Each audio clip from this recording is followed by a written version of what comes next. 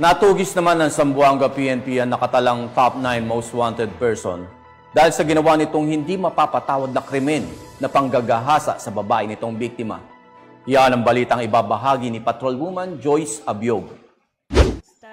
Ang law enforcement operation ng Zamboanga PNP ang top 9 most wanted person station level nito lamang ika-19 ng Pebrero taong kasalukuyan. Kinilala ni Police Major Jomar B. Calud, Acting Station Commander ng Zamboanga City Police Station 9. Ang naarestong suspect ay 47 taong gulang, may asawa, driver at residente ng Barangay Kawit, Zamboanga City.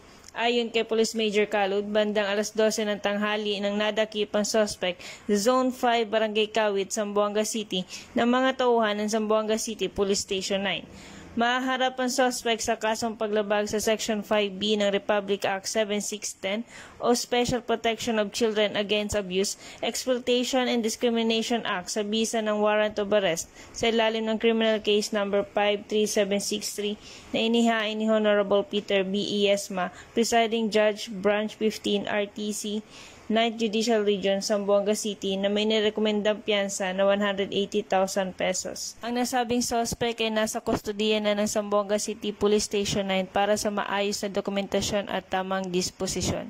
Patuloy na paigtingin ng Zamboanga PNP sa pangunguna ni Police Brigadier General Bowen Joey M. Masauding ang pagpapatupad ng batas na isa sa 5 focus agenda ni Chief PNP upang makamit ang mapayapa, maayos at ligtas na bansa para sa maunlad na bagong Pilipinas.